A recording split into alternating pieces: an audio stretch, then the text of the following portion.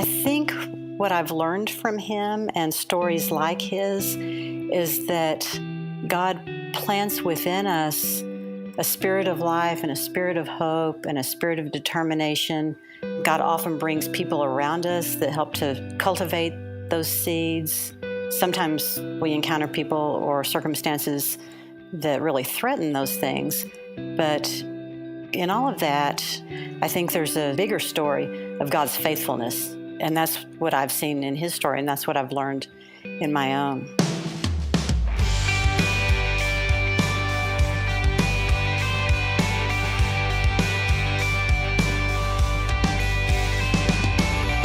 Hello, and welcome to More Than Sunday, a weekly podcast where we take a deeper dive into the stories, themes, and questions of our faith.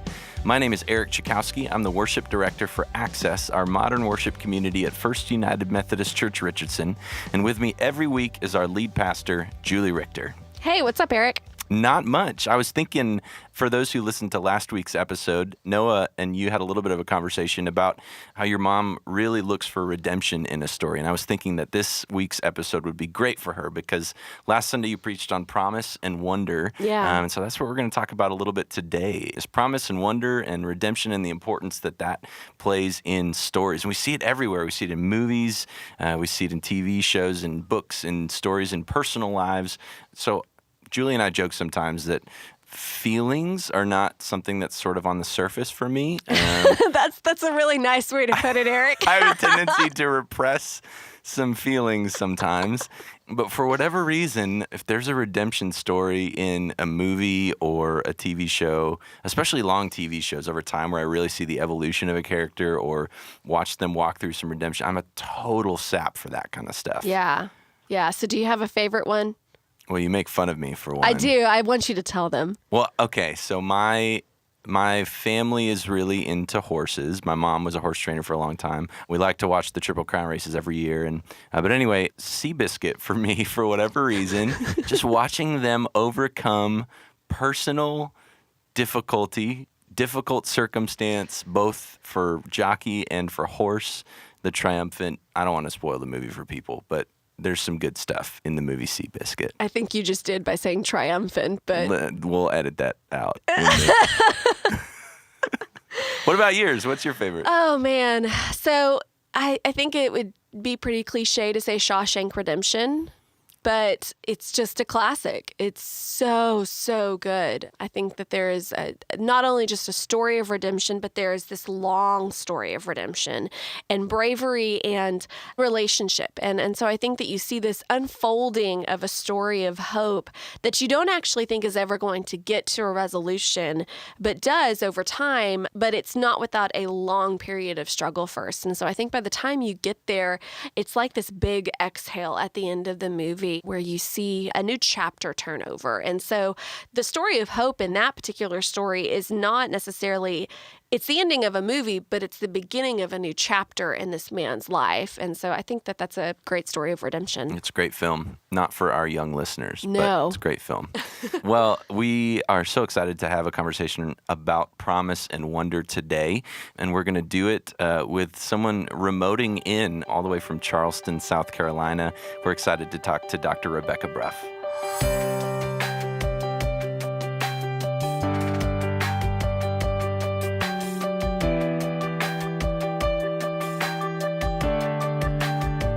Well, we are here today with Dr. Rebecca Bruff. Some of you may know her as Becky. Becky used to be on staff here at FUMCR as one of our associate pastors. She is an elder in the United Methodist Church and is currently in Charleston, South Carolina, working on a book. So, Becky, we have a lot to talk to you about today, so thanks for being with us. I'm happy to be with you. Brief correction, I'm in Beaufort, South Carolina, which is a little bit south of Charleston, right between Charleston and Savannah, a little bitty place. Ooh, you're right in the middle of all the good stuff. Yes, especially this week. Oh, yeah. No kidding. Yeah, blessings to you as Florence blows in. Thank you. Oh, right. Wow. So, Becky, tell us a little bit about what you're doing now and what you've been working on. Oh, thanks. Thanks for asking. So, about 5 years ago, Tom and I visited this little place in South Carolina and discovered an amazing story about basically an unsung hero. And it so captivated us and captivated my heart and my storyteller's mind that we eventually decided to relocate ourselves here for a little bit so that we could tell this story and maybe make it more accessible to folks. So I'm working on a book. It's finished right now and in the hands of an agent, and we are hoping that in the next couple of months we are on the road to publication. So clearly, stories are incredibly important to you. So why do you think stories matter? Yeah, this story that I've been working on really changed my life in a way that I never saw coming. I think stories ignite things in our imaginations and in our hearts and in our minds. There's been some remarkable research lately about how stories actually affect the way that our brains and our minds work. I think a number of things happen. And one of those is that when we hear a story or see a story, we are invited to sort of resonate with a character or a situation that's unknown to us, but it draws us into wondering how we might be part of that story or how might we react in the same circumstances. And so we actually learn really important things about the world and about ourselves through stories. So speaking of yourself, would you tell us just a little bit about your story and maybe how you got to where you are today? Well, it's a pretty long story because I'm sort of an old person. So I'll try to sort of summarize my story. I grew up in an extraordinary family, Methodist from the cradle, and grateful for that. When I was a young mom, we lived in a little town in northern New Mexico, and I had the opportunity to work just as a helper with the youth group there. And I was invited to participate in a mission trip across the border in Mexico in a very poor community. And that was a really pivotal part of my story. And in that, I experienced a clear call to ministry, which thrilled me and terrified me all at once. I was in my early 30s and went to seminary a couple of years after that. So my vocational story comes from that experience. The sort of bigger story is an experience of, relationships. I'm a daughter, I'm a sister, I'm a mom, I'm a grandmother, I'm a wife. And it's the stories of relationships that I think that probably have shaped me the most. People that God's brought into my life that have been instructive or inspirational or confrontational. all those ways that relationships help us to grow and stretch and learn more about God, more about our world, more about ourselves. Yeah. So, Becky, you talked a little bit about this story that you have written and this character that you have connected with. And this is a person who didn't live in the same lifetime as you or us. So how have you seen this story make an impact on you, and why has it been so important to you? That's a really great question, Julie, and it's really insightful because the central character of the story that captivated me and moved me here, this man that changed my life, lived in the middle 1800s. He was born enslaved, African American, illiterate. Our worlds couldn't be more different. And at the same time, he had hopes and hurts and dreams and found within himself the courage to pursue his hopes and his dreams. And in doing so, he really changed not only his own life and his family's life, but the lives of thousands of people. And then ultimately my life since I moved here. I think what I've learned from him and stories like his is that God plants in us, and we see this in so many of the biblical narratives, God plants within us a spirit of life and a spirit of hope and a spirit of determination. God often brings people around us that help to cultivate those seeds. Sometimes we encounter people or circumstances that really threaten those things. But in all of that, I think there's a bigger story of God's faithfulness. And that's what I've seen in his story, and that's what I've learned in my own. So, Becky, you've talked a little bit about the biblical narrative. What do you feel like the purpose of wonder and promise plays in a story? I think the word wonder is one of the most wonderful words. I think wonder is kind of an opening, sort of an invitation to our hearts and our minds to be part of something much larger than we are. And I've been thinking about that a little bit, actually. I think there's sort of a passive wonder. For instance, right now I'm looking out our window and I'm sort of struck with wonder at the beauty of the setting that I'm looking at.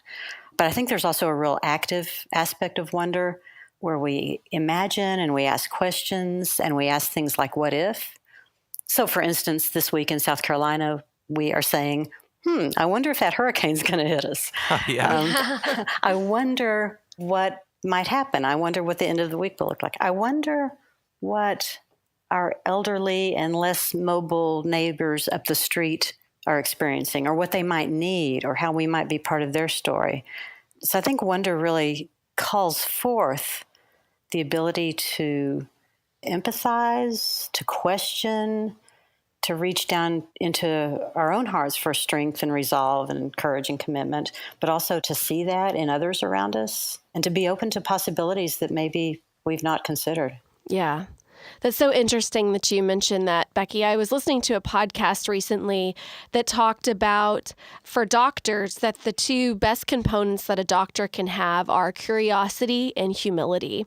And I had never thought about that in connection to wonder, how much wonder causes us both to continue to be curious, but also do that with a humility that there is so much else going on in the world that we are either unaware of or are not capable of meeting, or it's out of our control. And I think that that can keep us curious, but also keep us really humble.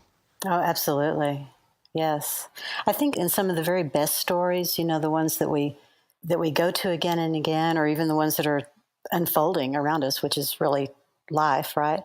What really captivates us in the best stories are the way that love unfolds. And I think that comes out of wonder. It comes out of, as you said, Julie, the curiosity and humility that allows us to connect, to feel. I think about vulnerability as a sort of a shadow of wonder, because vulnerability is a way to know and understand and recognize those things that are difficult or hard or challenging for us, the painful things or the dark things in our own lives, and to know that those are parts of the lives of others, but they're not the whole story. And so the power of curiosity, humility, wonder, imagination, promise, hope, those are all really critical aspects of story. And they're not just the stories that are external to us, but our own internal stories, the stories of our lives. So talking about our own internal stories, Becky, why is it important for us to tell our individual stories? Oh, so I mentioned vulnerability just a moment ago. And I think that some of the most impactful stories, the stories that make a difference in our world, are those personal stories of struggle or loss or helplessness. In this little town where I live, there's a very famous author that lived here until his death a few years ago named Pat Conroy. And Conroy wrote a lot out of his own personal experience. Even in his fiction, he used a lot of his personal experience. And a great deal of that had to do with his abusive father. And in telling those stories, he opened the door. He gave permission for people to share their own stories. And so by exposing a difficult time and a tragic time in his own experience, he helped other people come forward with theirs. And it's in the coming into the light that the healing happens. And so when we share our stories, when we trust the truth of our own stories enough to be honest with them, to share them, to make them available to others, it gives others permission to do the same. In the Stephen Ministry program, the Stephen ministers are taught that people begin to heal when they have the opportunity to tell their complete story without interruption.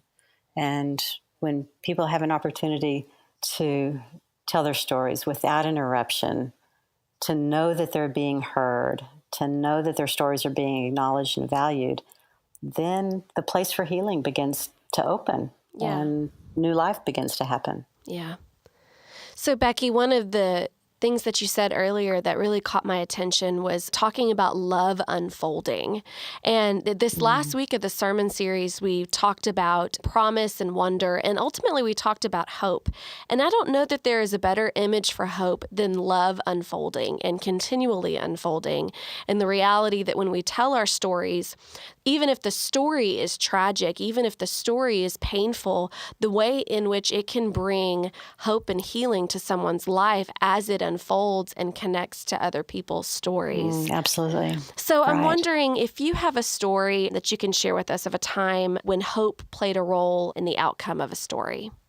Oh, goodness. So the thing that comes most quickly to mind is a time in my own life. It's been about 15 years now when I was really struggling, really in a dark and kind of confusing place. I'd just left a long and very difficult marriage and was feeling the kind of the failure and the shame and the confusion, but also really wondering what was ahead, in all that. It was just a frightening time for me. It was interesting that when the conversation that I'm about to share came up, it was only a month or so after Easter, which was important. But I was having lunch one day with a friend that some of our listeners will probably know, Jim Dorff. And I was sharing with him just how dark this place felt and how afraid I was and how confused I was. And he just looked at me so directly and he said, "Do you believe in the resurrection?" And I said, "Well, of course." And he said, "That only happens after death." And it was a really pivotal moment for me to accept the death of a relationship and the hopes that were attached to that, and to have confidence that kind of came in the form of someone else's faith and confidence that there is resurrection and hope on the other side of that. And it just, it didn't change everything suddenly, but it sort of opened a little peek into the light that was ahead. And that light grew and grew from that moment of being reminded of resurrection.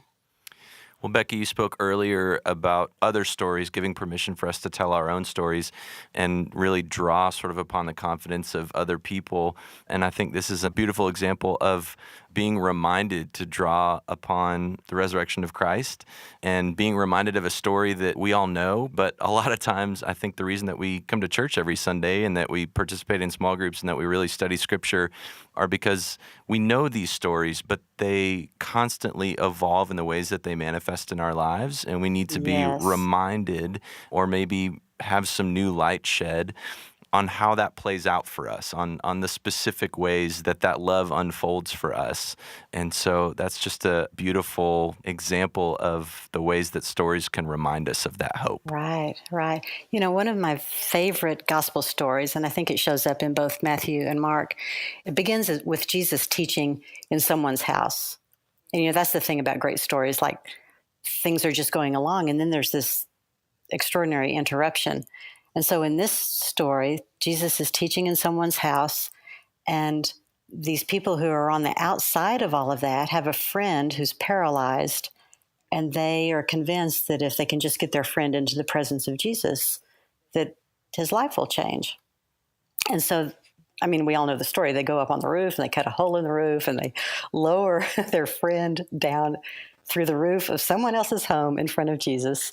And sure enough, his life is changed and transformed. But I love that story because I come back to it again and again. There have been times when I've been the paralyzed friend on the mat. There have been times when I've been maybe one of the friends, trying to think really creatively and figure out how to get someone through the hole in the roof. There have been times when I've been annoyed and frustrated because someone's interrupting the planned scenario, but it's these biblical stories that just continue to draw us in different ways over time through our own circumstances that help us recognize what God is doing in the story and that we're really a small part of a much larger unfolding story. And it is the story of God's mercy and grace and promise and resurrection. That's one of my favorite stories, Becky. It's one that I haven't come back to in a long time. And so I'm so thankful that you reminded me of it today. And that reality of where do you see yourself in the story and how that evolves and changes as our lives and our circumstances change. We see ourselves in different places in the biblical narrative. And so I think that is really helpful. So we have one last question that we ask everyone who comes on the podcast. So up until this point in your life, what's one thing that you wish someone would have told you? Yeah, that's such a wonderful question. And I've listened to a number of your podcasts and have said, I wonder how I would answer that question. It has still caught me off guard. I think there have been times in my life when I've been afraid to follow my inclination or my heart or my curiosity. And I wish that someone early on had said, follow that, go with it, see where it takes you. I believe with all my heart that God gives us the desires of our hearts, and yet I've been hesitant at times to follow those desires and those inclinations. So I guess I wish someone had told me to be a little bit more courageous. As someone who I think a lot of people would view as a creative in your role as a writer, self-doubt is often something that we sort of restrict to creatives. But I think that's a really pervasive thing that so many people struggle with. And I think it's just such an important reminder for us to be willing to be courageous in those moments. Right. We listen to so many voices around us, and yet it's the still quiet voice within us, the voice of God, that perhaps we need to pay the most attention to. That's right. Well, Becky, it's been a joy chatting with you, even though we're 1,000 miles away. Thank you so much for taking the time. Blessings to you with the storm coming, and Thanks. it's just so great to talk to you again. Thanks for sharing your story and just a little bit of your insight into promise and wonder and stories themselves. It's wonderful to talk to you all this morning. Thank you so much.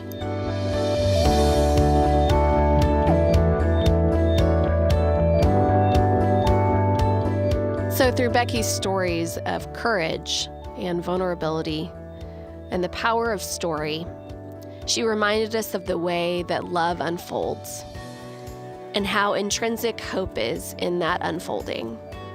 That with every story that is told, as it connects to one another, as we stay committed to our belief and faith in the resurrection, we see a hope that continues on and a hope that we can build our stories around.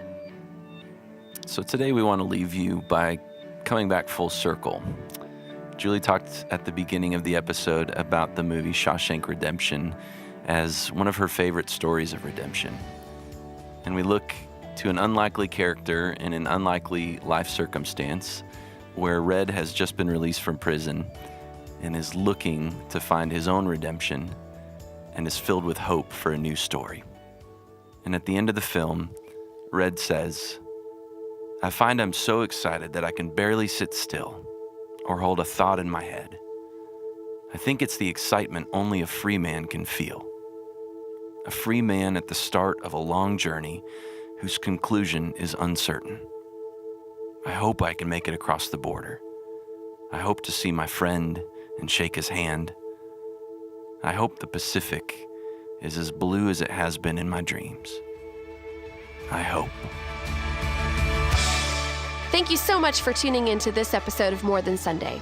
If you like the podcast, please feel free to share it, go online and leave a comment, or give us a rating so that others might hear about us as well.